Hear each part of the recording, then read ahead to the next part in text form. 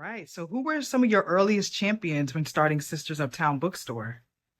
Oh, there were so many, but I can go back to an experience that I had in Harlem because I was a healthcare professional at Harlem Hospital, and there was a place right on 135th Street and Lenox Avenue called Pam Pam, and that's where the gathering place was for folk like Dr. Ben, Dr. Clark, Malcolm. They would all go there. That's where they had their breakfast.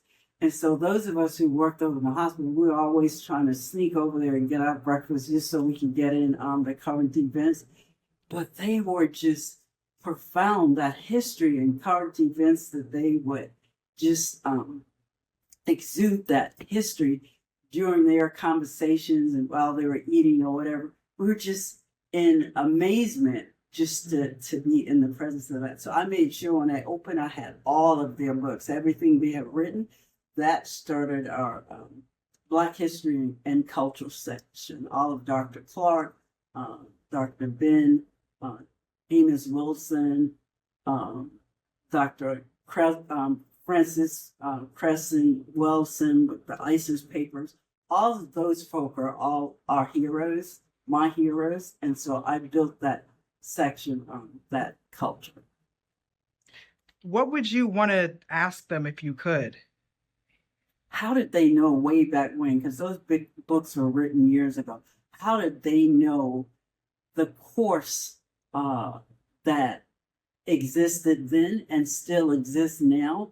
And they came up with solutions and ways that we could align ourselves to alleviate some of our problems. They knew back then. So they left those tidbits for us in books. And so I'm just so grateful for those great historians because they're the epitome of what is needed in our culture because they knew way back then what we needed and they documented. When did you fall in love with reading? Were you in love with it as a child? Kind of, because I grew up in Southwest Georgia, a little small town, and one of the things that was a real problem for me as a child. I didn't see any depiction of anybody that looked like me in the books, on the book covers that we were given to study from. So I had all these questions I don't understand because the color of my skin, why is this, why is that? So it caused me to become a dreamer. So I started dreaming and embracing who I was, who I could be, and why was I left off of the covers of those books. And so it wasn't until I came to New York after being sent here, because actually as a teen, I became a rebel. I was in Georgia with all these questions, and you don't ask questions there during that era about why. What is this? Why is it that just because we have a different color, we all still have the same blood, we have minds, that there's a difference. And so we had boycotted our school, we wanted equal rights. And I actually became a rebel and was about to join SNCC because that Student Nonviolent Committee, they had come to organize freedom schools in our community.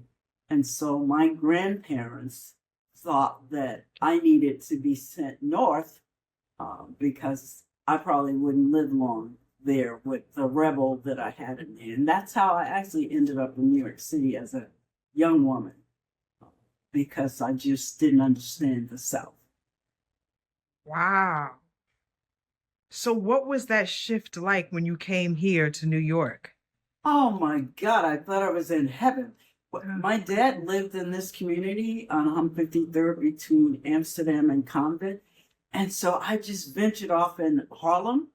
And Lord, the energy, the depiction of Black folk in that community and the pride that we had, and they dressed the part and they walked the part and they talked the part, was just the enlightenment that I needed in my life. So I aligned myself with culture and history in Harlem.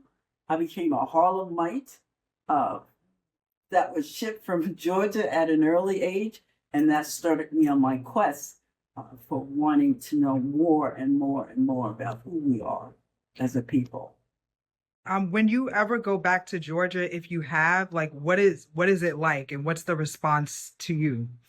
I go back often because most of my family are now ancestors, but I still have folk there.